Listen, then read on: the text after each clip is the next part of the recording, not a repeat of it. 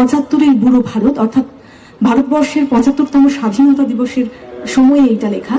আজকে যদিও সেটা এই বছর সেটা 78তম হবে। তো কবিতার নাম 75-এর বুড়ো ভারত। রক্ত রক্ত রক্ত গেল, বিভাজন শেষে ভারত পড়েছে তেরাঙা। প্রায় 2 বছর হলো ভারত শ্মশানে, আগুন কিছুতেই নিভছে না। কোথায় আছো বিপ্লবী দল, শুনতে কি পাও মৃত্যুর লাশ?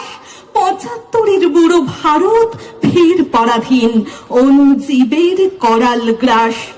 মায়ের আঁচল সব দেহ বয়, সন্তানেরা মৃত প্রায়। ভারত এখন জনান্তিকে আরো একবার বিবাদীকে চায়। এখন আর শুধু রক্ত নয়, অক্সিজেনের গন্ধ মাদন চাই। কোথায় সেই পবন দেব, ভারত এখন ধুঁকছে যে তাই।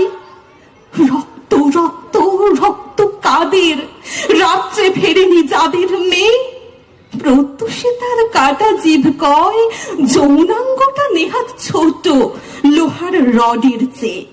নইলে কি আর এমনি ভারত পিতা এবং পৌরসত্বহীন একলা মা, তাই সন্তানের কাছে চুকিয়ে চলেছে মাতৃ জঠরের ঋণ। কোথায় আছো বিবেকানন্দ, শুনতে কি পাও মৃত্যুর লাশ? আজকে তোমার স্বপ্নের ভারত রক্ত মাংসে ভরায় খাবার পাত।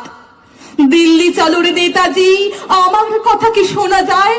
তোমরা স্বদেহ জেলে স্বরাজ এনেছো, এরা জল কামানে মোমবাতি নেভায়। বঙ্গোপসাগর থেকে মাস্টারদা ডুব সাঁতারে ওঠো, শোনো স্বাধীন ভারতের নাভিশ্বাস। যুব সমাজ আজ কেবল পেটের দায়ে হাতে তুলে নেয় ভগৎ ও ক্ষুদির ফাঁস। মাতঙ্গিনী, প্রীতিলতা, আর দেরি নয়, এবার অন্তত মনুষ্যত্ব ঢালো মখলুকাতে। একটা শাখের করাতের শির দ্বারা বসাও, মুমূর্ষু এই ভারত মায়ের পিঠে।